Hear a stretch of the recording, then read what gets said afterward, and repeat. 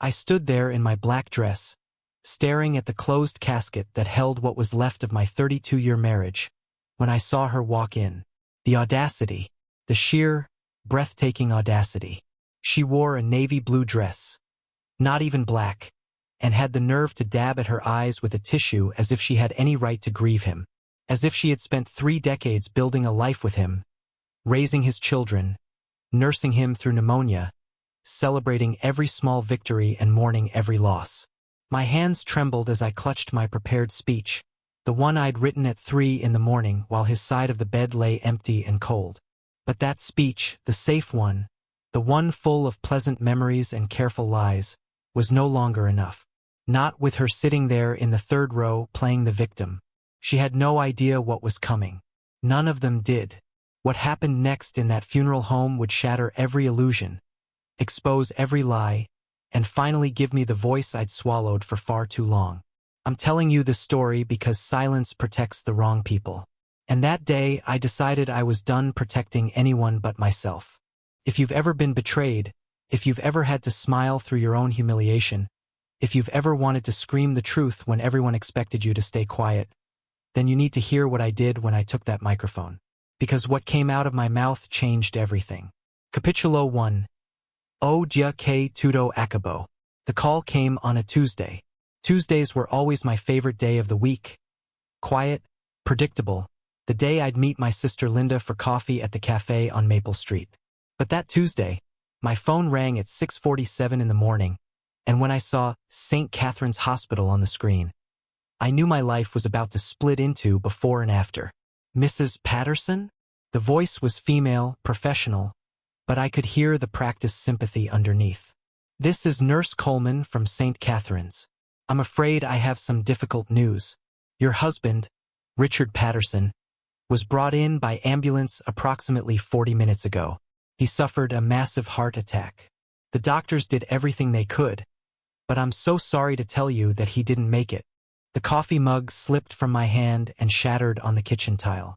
I watched the brown liquid spread across the white grout like blood seeping into snow, and all I could think was, he was supposed to be at a conference in Denver. Mrs. Patterson? Are you there? Yes, I whispered. Yes, I'm here. I know this is an incredible shock. Is there someone who can drive you to the hospital? You shouldn't be alone right now. I wanted to laugh. I wanted to scream. Instead, I said, where did they find him? There was a pause. I'm sorry. Where was he when he had the heart attack? You said an ambulance brought him in. Another pause, longer this time. I believe he was at a residence on Parkview Drive. The paramedics would have more detailed information. Parkview Drive. We lived on Thornhill Avenue. Richard had left 2 days ago with his rolling suitcase and his laptop bag, kissing my forehead and promising to call when he landed. He was supposed to be presenting at a marketing conference, sharing strategies, networking over expensive dinners. That's what he'd told me. That's what he'd told our daughters. But he wasn't in Denver.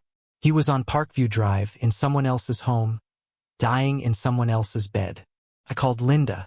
She arrived 20 minutes later, her hair still wet from the shower, and drove me to the hospital in silence because there were no words yet. We didn't know what words to use. In the hospital waiting room, a young doctor with kind eyes told me again what the nurse had said, using different words that meant the same thing. Gone, massive cardiac event, nothing more we could do. So sorry for your loss. Can I see him? I asked. They led me to a small room with blue curtains and fluorescent lights that made everything look artificial, like a stage set. And there he was, Richard, my husband of 32 years. The man I'd met at a college party when I was 20 and he was 22. The man who'd proposed to me on a beach in Maine. The man who'd held my hand while I gave birth to both our daughters. The man who'd promised me forever. He looked smaller than I remembered. Pale. His hair was mussed. He always hated when his hair was mussed, and there was still a slight frown line between his eyebrows, as if he'd died confused about something. I reached out and touched his hand. It was already cold. I'm so sorry, baby, Linda whispered behind me. I'm so sorry. But I wasn't crying. Not yet, because underneath the shock and the grief, there was something else growing, something dark and sharp-edged. Anger, questions, the terrible, dawning certainty that the man I was mourning was not the man I thought I knew. "Linda," I said quietly, still looking at Richard's face. "He wasn't in Denver." "What?" "He wasn't at a conference. He was at a house on Parkview Drive. That's where he died." I felt her hand on my shoulder. "Oh, Margaret. Oh no. I need you to do something for me." I turned to look at my sister. "I need you to find out who lives on Parkview Drive. I need to know whose house my husband died in." She opened her mouth to argue, then closed it. Linda knew me well enough to know that I wouldn't let this go. Couldn't let it go. "Okay," she said finally. "Okay. I'll find out." Took her less than 2 hours. In the age of internet searches and public records and nosy neighbors, secrets are harder to keep than people think. Linda came back with a name and an address and a terrible kind of pity in her eyes. "Her name is Vanessa Chun," Linda said softly. "She's 34. She works at Richard's company. She's in the marketing department.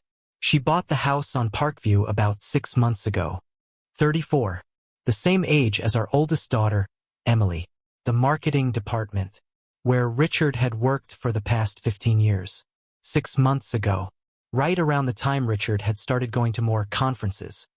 Working later hours, coming home smelling like unfamiliar perfume that he blamed on networking events. I sat down on the hospital waiting room chair and finally, I started to cry. But they weren't the tears of a grieving widow. They were the tears of a woman who just realized that her entire life had been built on a foundation of lies, and now that foundation was crumbling beneath her feet, and she was falling into a truth she'd never wanted to see. Capitulo 2. A Descoberta. I didn't go straight home from the hospital. Instead, I had Linda drive me to Parkview Drive. "Margaret, I don't think this is a good idea," she said, her hands tight on the steering wheel. "You're in shock. You just lost your husband. This can wait." "Drive," I said. It was the only word I could manage. The house was a neat little colonial, painted cream with black shutters. There were flowers in the window boxes, petunias, the same kind I grew in our garden. A silver Honda was parked in the driveway, and through the front window I could see movement inside. "Stay here," I told Linda, and before she could stop me, I was out of the car and walking up the front path. I knocked 3 times. Firm, deliberate knocks that left no room for misunderstanding. The door opened, and there she was, Vanessa Chun. She was beautiful in that effortless way that made my 54-year-old heart sink. Glossy black hair, smooth skin, wearing yoga pants and an oversized sweater. Her eyes were red and swollen. She'd been crying. "Can I help you?" she asked, her voice hoarse. "I'm Margaret Patterson," I said. "Richard's wife." The color drained from her face. "Oh my God. He died here, didn't he? In your house. In your bed." She gripped the door frame like she might fall down. I didn't know he was married. Not at first. He told me he was divorced." I laughed, came out bitter and sharp.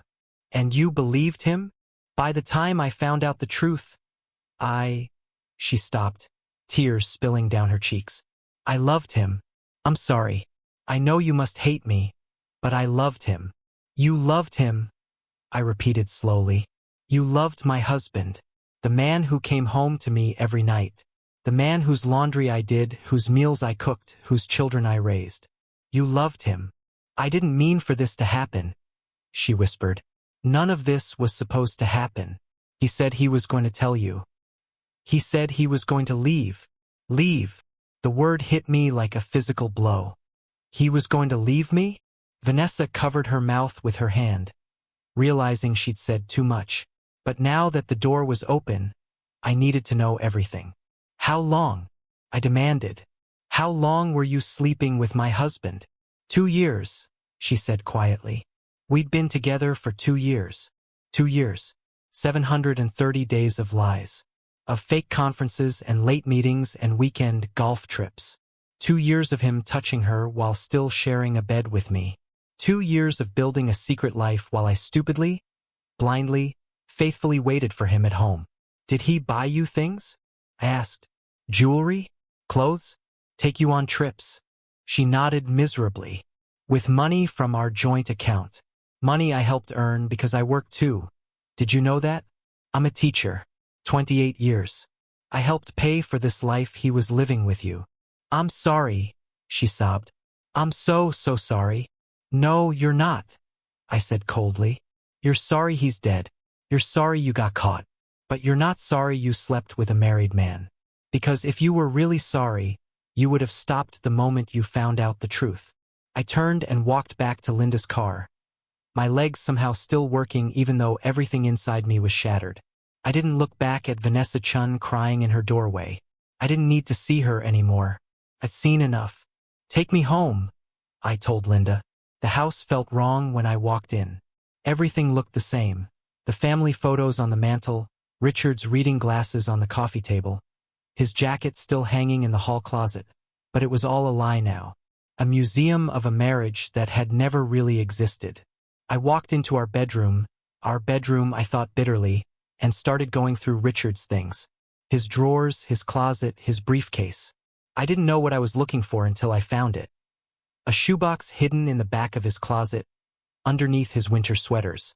Inside were letters, dozens of them, written in feminine handwriting on expensive stationery. Love letters from Vanessa, full of passion and promises and plans for a future together. There were photos too, pictures of them at restaurants I'd never been to, on beaches I'd never seen, smiling at each other with the kind of joy that made my stomach turn. And at the bottom of the box, I found something that made me stop breathing. A receipt for an engagement ring, purchased 3 weeks ago. He was going to marry her. He was going to leave me and marry her. I sat on the floor of our bedroom, surrounded by the evidence of my husband's betrayal, and I made a decision. Richard Patterson had lied to me for 2 years. He'd made a fool of me, stolen from me, planned to abandon me. And now he was dead, and everyone would remember him as a good man, a devoted husband, a loving father, unless I told them the truth. The funeral was in 4 days. 4 days to decide if I would let him keep his secrets, or if I would finally speak. Capitulo 3, as preparacos. The next morning, Emily and Sarah arrived from out of state. Emily flew in from Boston, where she worked as a lawyer. Sarah drove up from Philadelphia with her husband, Marcus, and their 2 young children. They walked into the house with swollen eyes and bewildered grief, looking for comfort from the one person who was supposed to know how to navigate this tragedy. Their mother. I made coffee. I accepted their hugs. I said the things a widow is supposed to say. But I didn't tell them the truth. I can't believe he's gone, Emily said, sitting at the kitchen table where she'd eaten breakfast for 18 years. He was so healthy. He went to the gym 3 times a week. How does someone just die? Heart attack, I said mechanically. The doctor said it was massive. He didn't suffer. That, at least, was true. He died instantly, in another woman's bed, probably in the middle of telling her how much he loved her. No suffering for Richard. All the suffering was reserved for those of us left behind. Where was he? Sarah asked. The hospital said something about Parkview Drive, but I thought he was supposed to be in Denver? He'd already come back. I lied smoothly. Got home early. He was visiting a colleague. Emily frowned. Which colleague? I don't remember the name. Another lie, but easier than the truth. I couldn't tell them. Not yet. Maybe not ever. How do you tell your daughters that their father was a cheater? That he'd been planning to abandon your family? That everything they believed about him was a carefully constructed fiction? Linda knew I was lying. I could see it in her eyes when she brought over lasagna that afternoon. The way she looked at me with a mixture of concern and fear. She pulled me aside in the hallway. Have you told them? She whispered. No. Margaret, they need to know. They're going to find out eventually. Let them grieve their father in peace, I said. They can learn what kind of man he really was later, after the funeral. What are you planning to do at the funeral? I didn't answer, because I didn't know yet. Part of me wanted to stand up there and expose everything.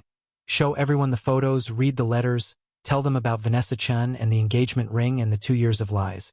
I wanted to burn down Richard's reputation the way he'd burned down our marriage. But part of me, the part that had loved him once, that had believed in him, that had built a life with him, wanted to protect that love, to preserve it, to let it die with dignity instead of dragging it through the mud. I spent the next 3 days planning the funeral, choosing flowers, white roses, his favorite, selecting music, Bach, Pachelbel, Mozart, the classical composers he'd loved, writing the obituary, devoted husband and father, beloved colleague, will be deeply missed. All the usual lies we tell about the dead. People came by the house with casseroles and condolences. Richard's colleagues from work, looking somber in their dark suits.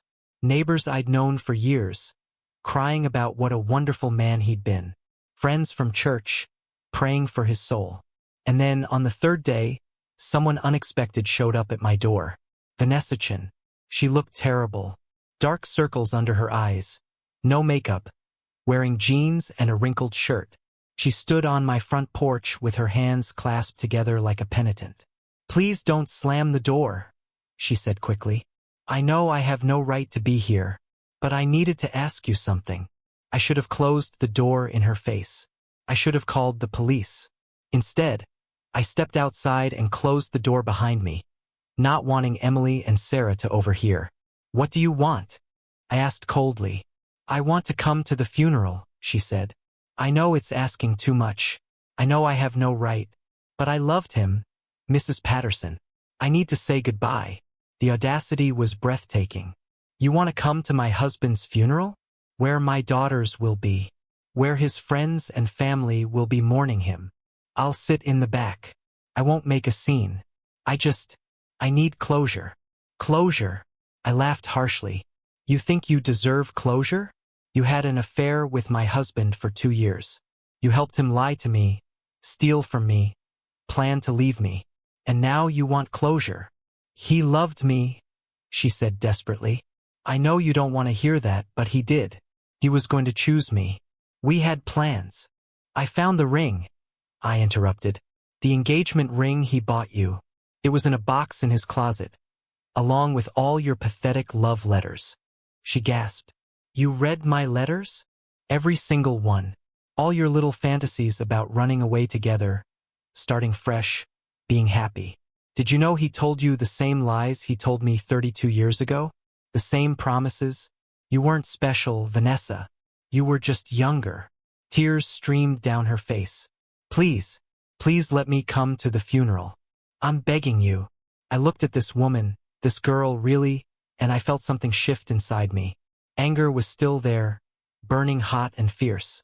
But underneath it was something else. Cold, calculating clarity. "Fine," I said. "You can come. But if you make one sound, if you draw any attention to yourself, if you do anything to upset my daughters, I will destroy you. Do you understand?" She nodded frantically. "Thank you. Thank you so much." "Don't thank me," I said. "You have no idea what you've just agreed to." I watched her walk back to her car, and I smiled, because I just made my decision about the funeral, about what I would say when I stood in front of everyone who'd ever known Richard Patterson. I was going to tell them everything. Capitulo 4, Au Dieu du funeral. The morning of the funeral was gray and cold, the kind of October day that makes you believe winter is coming early. I stood in front of my closet for 20 minutes, staring at the black dresses hanging there. I'd worn black to my mother's funeral, to Richard's parents' funerals, to countless other sad occasions throughout my life. But today felt different. Today I wasn't just a grieving widow. I was a woman who'd been betrayed, humiliated, discarded. And I needed to look like someone who refused to be destroyed by it. I chose a simple black dress with a high neck and long sleeves. Pearl earrings, the ones Richard had given me on our 20th anniversary. My wedding ring because I was still his wife no matter what he'd done. And red lipstick, bright, defiant red, the color of war. Emily noticed. "Mom, are you sure about that lipstick? It's a little bold." "Your father loved when I wore red lipstick," I said. It was true. He'd always told me it made me look powerful. The funeral home was packed. Richard had been well-liked. Charming, funny, generous with his time and attention. All those people who'd gotten his good side while I'd gotten his absence, his distraction, his lies. I sat in the front row between Emily and Sarah, accepting handshakes and tearful hugs from people who said the same things over and over. So sorry for your loss. He was such a good man. He'll be so missed. And then I saw her, Vanessa Chun, wearing a navy blue dress and sunglasses, slipping into a seat 3 rows back. She kept her head down, but I could see her dabbing at her eyes with a tissue. The service began. Richard's colleague from work gave a eulogy about what a dedicated professional he'd been. Always willing to stay late. Always putting in the extra effort. Working late with you, I thought bitterly. His golf buddy told a funny story about a tournament they'd played in last summer. A tournament that was supposed to be a business trip to Phoenix. The pastor from our church read scripture and talked about eternal rest and God's mercy. And then it was my turn. The funeral director gave me a gentle nod, inviting me to the podium. I stood up, smoothing down my dress, feeling the weight of everyone's eyes on me. The grieving widow, about to share her beautiful memories of her beloved husband. I walked to the podium and looked out at the crowd. I saw Emily and Sarah, their faces red and swollen. I saw Linda, watching me with naked fear in her eyes. I saw Richard's colleagues, our neighbors, our friends, all waiting for me to say something comforting and appropriate. And I saw Vanessa Chun, sitting very still, her sunglasses hiding her eyes. I pulled out the speech I'd written, the safe one, full of pleasant anecdotes and careful omissions. The one that would preserve Richard's reputation and protect my daughter's memories of their father. Then I set it aside. I want to thank you all for coming today. I began, my voice steady. Richard would have been so touched to see how many lives he touched. And I mean that quite literally. He touched a lot of lives. A few uncomfortable chuckles. They thought I was making an awkward joke. I've been married to Richard for 32 years. I continued. That's a long time. Long enough to know someone completely. Or at least I thought I did. It's funny how you can live with someone, sleep next to them every night, build an entire life together, and still not really know them at all. The room had gone very quiet. Linda was shaking her head slightly, silently begging me to stop. But I was done being silent. Richard was a complicated man, I said. He was charming. Everyone here knows that. He could make you feel like the most important person in the world when he focused his attention on you. He was generous, always picking up the check at dinner, always offering to help with projects, always making grand gestures. I paused, letting them nod along, agreeing with my assessment of St. Richard. But there's something you should know about my husband, something I only learned a few days ago, after he died. I took a breath. Richard was having an affair, for 2 years, with a woman named Vanessa Chen, who works at his company. Who is, in fact, here today, sitting 3 rows back. The gasp that went through the room was audible. Heads turned. People craned their necks to see. Vanessa Chun sat frozen, her face pale, her hands clutching her tissue. Emily stood up. Mom, what are you? Sit down, Emily, I said firmly. You need to hear this. You all need to hear this. Sarah was crying now, shaking her head in denial. No, Dad wouldn't. He died in her bed, I said clearly. That's where the heart attack happened. Not at a conference. Not visiting a colleague. In his mistress's house, on Parkview Drive, probably in the middle of telling her how much he loved her. Someone in the back started crying. Richard's brother stood up, furious. How dare you? This is his funeral. You can't. I can, I said. Because I'm his wife. And for 32 years I stood by him. I supported him. I loved him. And he repaid me by lying, cheating, and planning to leave me for someone half my age. I reached into my purse and pulled out the receipt I'd found. This is a receipt for an engagement ring. Richard bought it 3 weeks ago. He was going to divorce me and marry her. The silence was deafening now. Capitulo 5. A Verdade Liberta.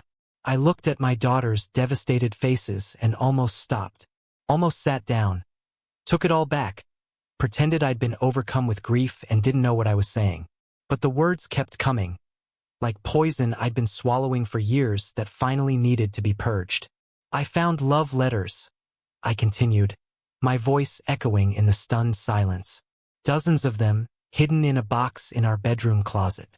Letters where she told him how much she adored him. Where he told her he was going to leave me as soon as the time was right. As soon as our youngest graduated college.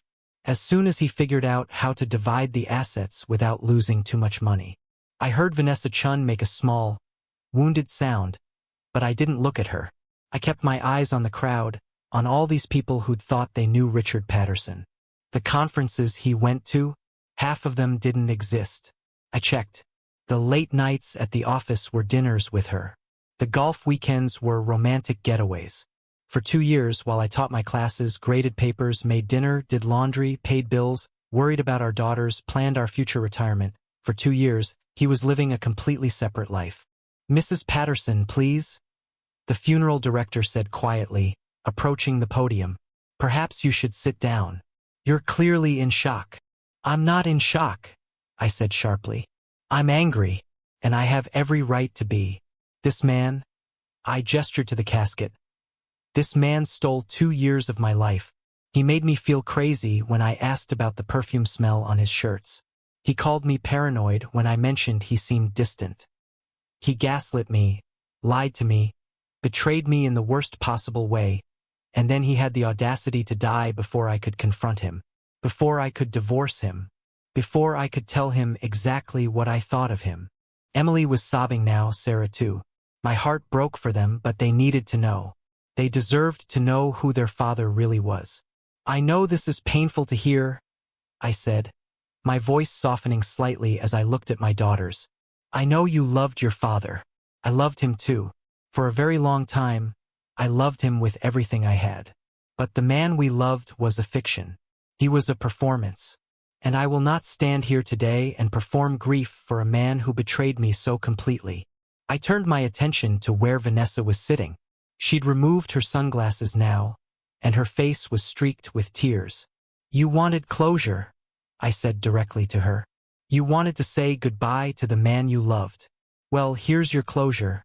Richard Patterson was a liar. He lied to me, he lied to you, and he probably would have kept lying to both of us for as long as he could get away with it. You think he was going to leave me for you? Maybe he was. Or maybe he would have found another excuse, another delay, another reason to keep you waiting while he enjoyed having 2 women devoted to him. You don't know that," Vanessa said, her voice breaking. "You don't know what we had." "I know he bought you an engagement ring," I interrupted. "But did you know he renewed our wedding vows 2 years ago? On our 30th anniversary? He stood in front of our family and friends and promised to love, honor, and cherish me for the rest of his life. That was 3 months after your affair started." Vanessa's face crumpled. "So no," I said coldly. "I don't know what you had, but I know what I had. 32 years of marriage, 2 beautiful daughters, a home, a history, and the legal right to be called his widow. What do you have? 2 years of stolen moments and a broken promise." I turned back to the crowd. Some people were crying. Others looked angry. At me, at Richard, at the situation. A few were already standing up to leave, clearly unwilling to sit through any more of this inappropriate display. "I'm sorry if this wasn't the funeral you expected," I said. "I'm sorry if you came here hoping to hear nice stories and comfortable lies. But I'm done lying. I'm done protecting a dead man's reputation while my own is destroyed. I'm done being the faithful wife who stands by her man no matter what. Richard Patterson was a cheater. That's his legacy. And everyone here needs to know it." I picked up my purse and stepped down from the podium. The funeral director looked panicked, clearly unsure how to proceed. The pastor stood up hesitantly, probably trying to figure out how to salvage the service. But I was already walking out, my head held high, my red lipstick perfect, my heart pounding but my resolve absolute. Behind me I heard chaos erupting. Voices raised in argument. Someone saying, "I can't believe she just..." Someone else saying, "Well, what did you expect her to do?" Emily calling out, "Mom, wait." But I didn't wait.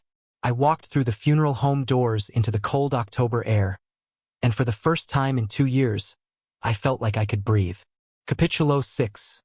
As consequences. I didn't go to the cemetery. That was the final betrayal. Refusing to watch them lower Richard into the ground. Refusing to stand by his grave and pretend I was devastated by the loss. Let Vanessa Chin go if she wanted. Let her throw a rose on his casket and weep for the future they'd never have. I was done performing grief. Instead, I went home. Linda followed me, of course, pulling into the driveway right behind me. "Margaret," she said as we walked inside. That was necessary," I finished for her. "Your daughters are devastated. They would have been devastated either way. Better they learn the truth now than spend years building a shrine to a man who didn't exist." Linda sank onto the couch, looking exhausted. "The phone is going to start ringing. People are going to have opinions.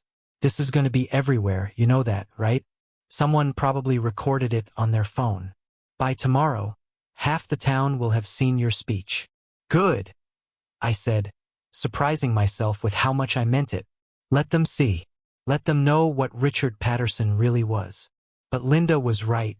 Within an hour, my phone was exploding with messages. Some people were supportive. "Good for you. He had that coming. You're so brave." Others were horrified. "How could you do that at a funeral? Have you no respect? Those poor girls." And then there were the messages from Richard's family. His brother Jim called me a vindictive bitch. His sister Carol wrote a long text about how I destroyed Richard's memory and traumatized everyone. His elderly aunt sent a message saying she was praying for my soul. I blocked them all. Around 5 o'clock, Emily and Sarah finally came home. They walked in together, their faces blotchy and swollen, their funeral clothes wrinkled. Sarah was shaking, whether from cold or emotion I couldn't tell. "Mom," Emily said, and her voice was so broken that I almost regretted everything. Almost. "Sit down," I said gently. "Both of you, we need to talk." They sat on the couch, holding hands like they used to when they were little girls scared of thunderstorms. Linda quietly excused herself, squeezing my shoulder on her way out. "I know you're angry with me," I began. "Angry?" Sarah's voice was shrill. "Mom, you humiliated Dad's memory in front of everyone we know. You humiliated us." "No," I said firmly. "Your father humiliated all of us. I just refused to pretend otherwise." "You could have told us privately," Emily said. "You could have waited until after the funeral. You didn't have to make a public spectacle of it." "Why?" I challenged. "So Richard could have a beautiful funeral where everyone talked about what a wonderful man he was?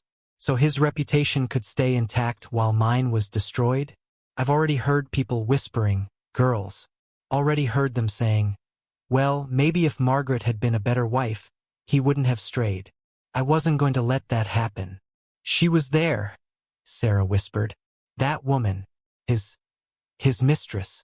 She was at Dad's funeral." "I know. She asked permission." I said yes. Emily stood up, pacing angrily. "You let her come?" "I wanted her to hear the truth.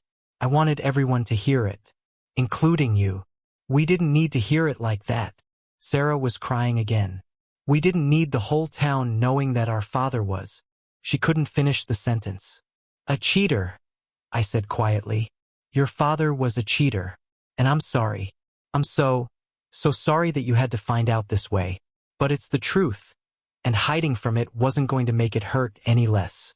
I pulled out the shoebox I'd found, the one with all the letters and photos and receipts.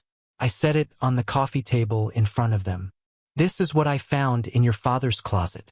Love letters from her, pictures of them together, plans for their future, a receipt for an engagement ring he bought her 3 weeks ago. He was going to leave us, girls. Maybe not tomorrow or next month, but eventually. He was building a life with her while still living with me." Emily picked up one of the photos with shaking hands. It showed Richard and Vanessa at a restaurant, leaning close together, him whispering something in her ear while she laughed. The way he was looking at her, the way he used to look at me 30 years ago. I don't understand, Emily said. He seemed happy. With us.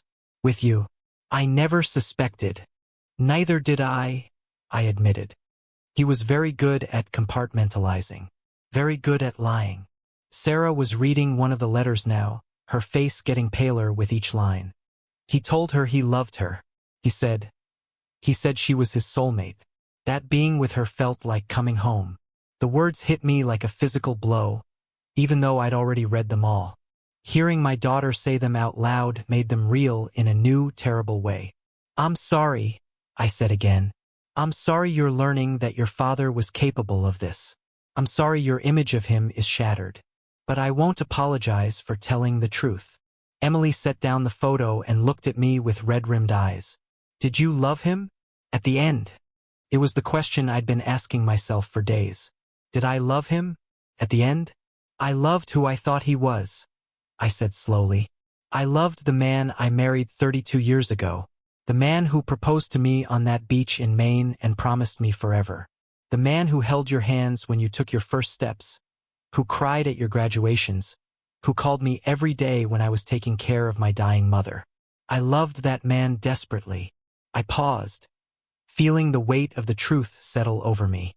But that man? He didn't exist. Or maybe he did once and he changed. I don't know. What I do know is that the Richard who died in that woman's bed was a stranger to me. So no, Emily, I don't think I loved him at the end. I think I loved a ghost. Sarah wiped her eyes with the back of her hand. What are we supposed to do now? How are we supposed to remember him? However you want, I said. He was your father. He loved you. I believe that, at least. Whatever else he did, whatever lies he told me, I don't think he was lying about loving you girls. You can remember the good parts if you want. The bedtime stories, the camping trips, teaching you to ride bikes. Those memories are yours. You don't have to give them up. But we know the truth now, Emily said. We can't unknow it. No, I agreed. You can't. None of us can. And that's the burden we'll carry. But at least we're carrying the truth, not a comfortable lie. We sat in silence for a long time. Finally, Sarah spoke again, her voice small. Are you going to be okay, Mom? The question surprised me. In all of this, the discovery, the funeral, the aftermath, I hadn't really thought about whether I would be okay. I'd been too focused on surviving, on getting through each moment without falling apart completely. I don't know, I admitted. I don't know how to be a widow to a man I no longer respect. I don't know how to grieve someone I'm so angry at. I don't know how to rebuild my life when everything I thought I knew was a lie. You're not alone, Emily said, moving to sit beside me on the couch. You have us. We're furious and hurt and confused, but we're not angry at you. You didn't deserve what he did. Sarah joined us, and suddenly I was sandwiched between my two daughters, all of us crying, all of us grieving different versions of the same man. I should have told you differently, I said. Linda was right. I should have told you privately before the funeral. I shouldn't have let you find out like that. Maybe, Emily said, but I understand why you did it. You needed to take back your power. You needed everyone to know that you weren't going to be silent about what he did. Do you hate her? Sarah asked. That woman? I thought about Vanessa Chun, sitting in that funeral home, crying for a man who'd lied to both of us. I don't know if I hate her. I'm angry at her, yes. She knew he was married. Maybe not at first, but eventually she knew, and she stayed anyway. She helped him lie. She took things that weren't hers to take. But Richard made vows to me. Richard promised to be faithful. She didn't break our marriage. He did. That's very mature of you, Emily said. Don't mistake understanding for forgiveness, I said. I understand that Richard bears the primary responsibility for what happened, but I'll never forgive either of them for what they did to us. To this family. My phone buzzed again. Another message, probably another person with opinions about my behavior. I picked it up, ready to block another number, but this one made me pause. It was from Vanessa Chin. I'm sorry. For everything. You were right about all of it. I thought I was special. I thought what we had was different. I was a fool. I don't expect your forgiveness, but I needed you to know that I'm sorry for the pain I caused you and your daughters. I showed the message to Emily and Sarah. "What are you going to say?" Sarah asked. "Nothing," I said, deleting the message. There's nothing left to say to her. Capítulo 7. Reconstruco. The weeks after the funeral were strange. The scandal, because that's what it had become, a full-blown scandal, dominated local gossip. Everywhere I went, I could feel eyes on me. Some sympathetic, some judgmental, all curious. The school where I taught was particularly difficult. Parents whispered in the hallways. Other teachers didn't know what to say to me. The principal called me into his office and gently suggested I might want to take a leave of absence until things calmed down. "Are you firing me?" I asked bluntly. "Of course not," he said, looking uncomfortable. "But the students have been talking, and some parents are concerned that the situation might be a distraction in the classroom." "The situation," I repeated. "You mean the fact that my husband cheated on me and died in his mistress's bed? That situation." He shifted in his chair. "Margaret, I'm on your side. But you have to understand the position this puts the school in." "No," I interrupted. "You understand my position. I've taught here for 28 years. I've won Teacher of the Year twice. I've mentored dozens of new teachers. I've never let my personal life interfere with my professional responsibilities. And I don't intend to start now. I'm just suggesting. I know what you're suggesting, and my answer is no. I'm not taking a leave of absence. I'm not giving up my career because my husband couldn't keep his promises. I'll be in my classroom Monday morning, same as always." He sighed. "All right, but if there are any issues..." "There won't be, and there weren't. My students, bless them, were either too young to care about adult scandals or too kind to bring it up. They wanted to learn about Steinbeck and Shakespeare, about thesis statements and literary analysis. They didn't care that their teacher's personal life had imploded. It was the adults who couldn't let it go. Richard's company called me about his life insurance policy. His colleague, the one who'd given that glowing eulogy about Richard's dedication, stumbled over his words when I answered the phone. "Mrs. Patterson, we need to discuss the beneficiary forms. Richard's policy is quite substantial, and we need to ensure the payout goes to the correct person." "I'm his wife," I said. "I'm the beneficiary." "Yes, well, there's been a complication. It seems Richard filed paperwork to change the beneficiary about 6 months ago. But he never submitted the final forms. So technically, you're still listed. But there's some question about his intent." "His intent?" I laughed bitterly. "His intent was to leave me for his mistress and give her everything. But he died before he could finish the paperwork. So legally, morally, and in every other way that matters, that money is mine. And if you try to give it to Vanessa Chun, I will sue your company into oblivion. Are we clear?" There was a long pause. "Crystal clear, Mrs. Patterson. The money, nearly $500,000 in life insurance, plus Richard's pension and our joint savings, was mine. All of it. The house was paid off in both our names. His car, his possessions, his retirement accounts, all mine. Vanessa Chin got nothing. I heard through the grapevine that she quit her job and moved away. Couldn't handle the gossip, the stares, the whispers. Good. Let her start over somewhere else, where no one knew her as the other woman who destroyed a marriage. But the money felt hollow. It was compensation, but not comfort. It was security, but not satisfaction. Every time I looked at the bank account balance, I saw Richard's lies multiplied by dollar signs. Emily flew back to Boston after 2 weeks. Sarah stayed a bit longer, worried about leaving me alone. But eventually, she had to go home too, back to Marcus and the kids and her own life. "Call me every day," she said as she loaded her suitcase into the car. "Promise me, Mom. Every single day. I promise. And if you need anything..." "I know. I'll call." She hugged me tight. "I'm proud of you. What you did at the funeral, it was brave. Scary and kind of insane, but brave." After she left, the house felt impossibly empty. No Richard coming home from work. No daughters calling from their rooms. Just me and the silence and the ghosts of everything I'd lost. Linda came over most evenings, bringing wine and takeout and her steady, unshakable presence. She never said, "I told you so," even though she'd known something was wrong with Richard long before I'd admitted it to myself. "What are you going to do now?" she asked one night as we sat on my back porch, watching the sunset. "I don't know," I admitted. "I'm 54 years old. I thought I had my whole life planned out.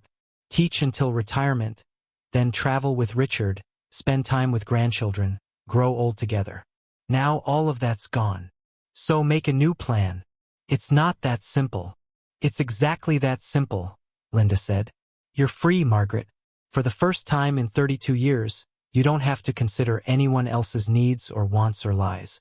You can do whatever you want, go wherever you want, be whoever you want." The idea was terrifying and exhilarating in equal measure. "I don't even know who I am without him," I said quietly. "I've been Richard's wife for so long. That was my identity. Who am I now? I guess you get to find out." Capitulo 8. O Novo Comico. 3 months after Richard's death, I did something I'd never done before. I booked a solo trip to Europe. Emily thought I was crazy. "Mom, you've never traveled alone. Are you sure about this?" "I'm not sure about anything anymore," I told her. "But I'm going anyway." I spent 2 weeks in Italy, wandering through Rome and Florence and Venice with no itinerary, no schedule, no one to answer to. I ate pasta at tiny restaurants where no one knew my story. I sat in churches and museums and felt the weight of centuries pressing down, making my own grief feel smaller, more manageable. In Venice, I met a woman named Claire from Australia. She was 62, divorced, traveling the world on her own. "Why Venice?" I asked her over Aperol spritzes at a canal-side cafe. "Why not?" she replied. "I spent 40 years married to a man who wanted to golf in Florida every vacation. Now I'm doing all the things I never got to do. Don't you get lonely?"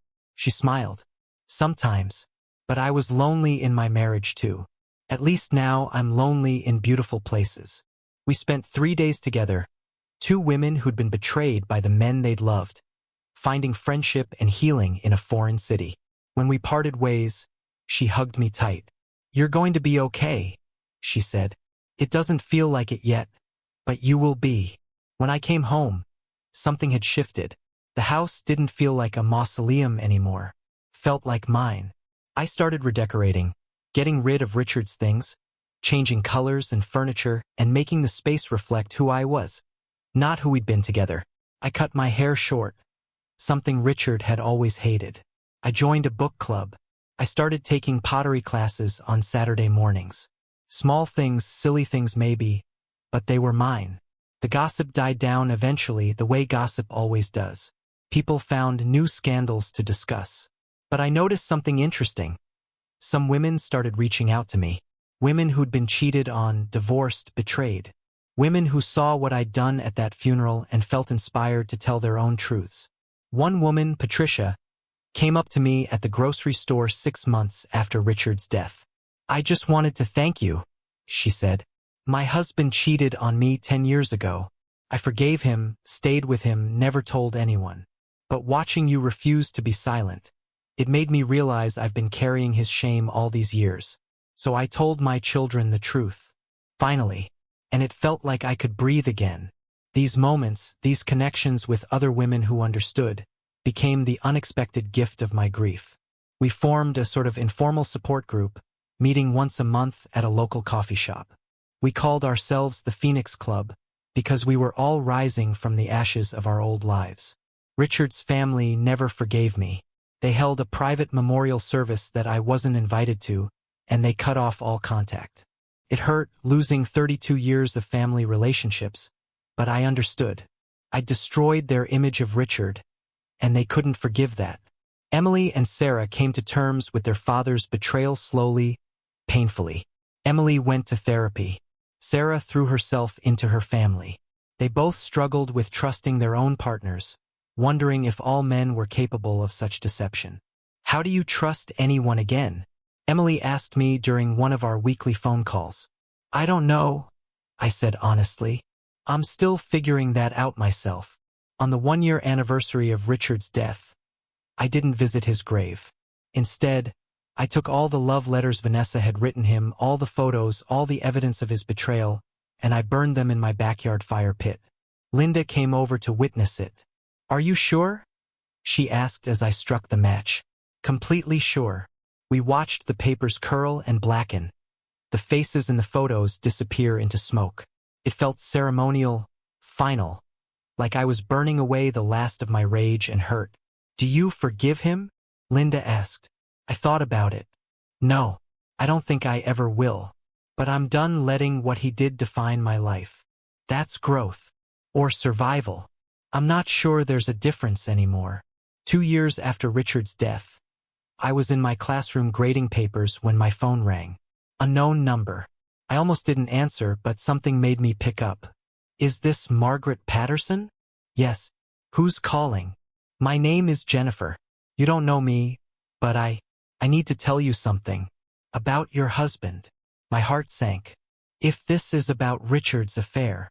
"It's not just one affair," she interrupted. "Mrs. Patterson, I worked with your husband 15 years ago. We had a relationship that lasted almost a year. I thought I was the only one, but after he died and I saw the news about Vanessa Chin, I started digging, asking around. Mrs. Patterson, there were others. At least 3 that I know of. Maybe more." The room tilted. I sat down heavily in my desk chair. "Are you still there?" Jennifer asked. "I'm here," I managed. "I'm sorry. I know this is awful to hear, but I thought you deserved to know. We all deserve to know. He made us all feel special, like we were the exception. But we weren't. We were just a pattern." After she hung up, I sat in my empty classroom for a long time. 3 affairs. Maybe more. 15 years of lies. Not 2. Who had I been married to? Who was Richard Patterson, really? But then something surprising happened. Instead of devastation, I felt relief. Because it meant none of it was my fault. I hadn't failed as a wife. I hadn't been lacking in some way that drove him to cheat. He was simply a man who couldn't be faithful. Who didn't want to be. Who got some sick thrill from maintaining multiple lives, multiple women, multiple lies. And I was free of him. I picked up my phone and called Emily. "Mom? Everything okay? I just found out your father had multiple affairs. Throughout our entire marriage." Silence. Then, "Are you okay?" "You know what?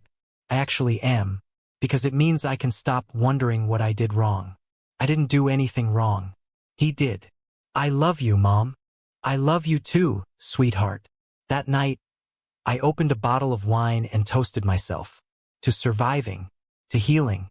To finding out who Margaret Patterson was when she wasn't trying to be the perfect wife to an imperfect man. I was 56 years old. I had a career I loved, 2 daughters I was proud of, friends who supported me, and a future that was entirely my own to shape.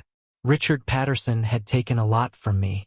My trust, my innocence, my faith in love. But he hadn't taken everything. He hadn't taken me. And in the end, that was the real victory. Not the dramatic funeral speech, not the public exposure, not even the money or the house or the life insurance. The victory was that I was still here, still standing, still myself, maybe even more myself than I'd ever been. And that was enough. The end.